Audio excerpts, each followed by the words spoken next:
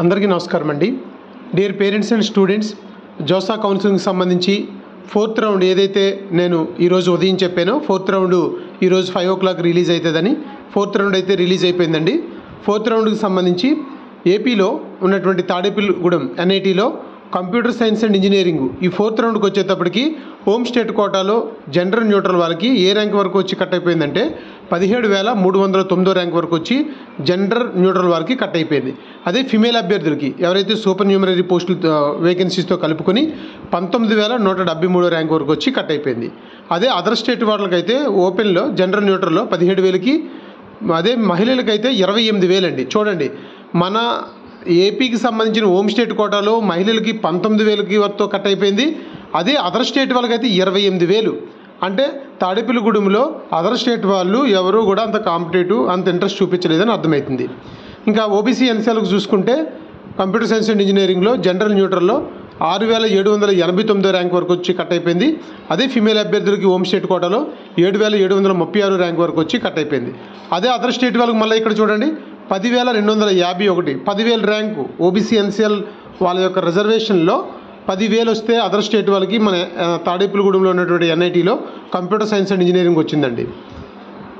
అది మనం అర్థం చేసుకోవాల్సింది ఏంటంటే, మనము మన ఏపీకి సంబంధించినటువంటి వాళ్ళము ఇక్కడే ఉండడానికి ఇక్కడే సీట్ రావాలని మహిళలు కూడా పోటీ పడుతున్నారు కాబట్టి 7,700 తోటే కట్ అయిపోయింది.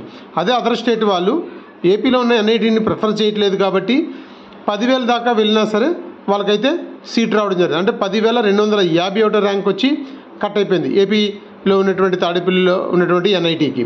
మరి మనము కంప్యూటర్ సైన్స్ అండ్ ఇంజనీరింగ్లో EWS వాళ్ళకి చూసుకుంటే హోమ్ స్టేట్ కోటాలో జనరల్ న్యూట్రల్లో 2,349 ర్యాంక్ వచ్చి కట్ అయిపోయింది. అదే ఫిమేల్ అభ్యర్థులకి అయితే 3,906 ర్యాంక్ వరకు వచ్చి కట్ అయిపోయింది. మరలా సేమ్ సిమిలర్ ఇక్కడ కూడా జరిగింది. EWSలో అదర్ స్టేట్ కోటాలో ఉన్న మహిళలకి 4,014 ర్యాంక్ వరకు వచ్చి కట్ అయింది. అదే అదర్ స్టేట్ కోటాలో జనరల్ న్యూట్రల్ వాళ్ళకి అయితే 2,400 తోటే కట్ అయింది. అంటే మహిళలు అదర్ స్టేట్ వాళ్ళు ఏపీ NITకి కొంచెం ప్రిఫరెన్స్ ఇవ్వట్లేదు అని మనం అర్థం చేసుకోవచ్చు. కానీ మన తెలుగు రాష్ట్రాల్లో ఉన్నటువంటి మహిళల్లో చూసుకుంటే EWSలో హోమ్ స్టేట్ కోటాలో 3,900 ర్యాంక్ వరకు వచ్చి కట్ అయింది. EWSలో ఉన్నటువంటి వాళ్ళ రిజర్వేషన్ ప్రకారంగా.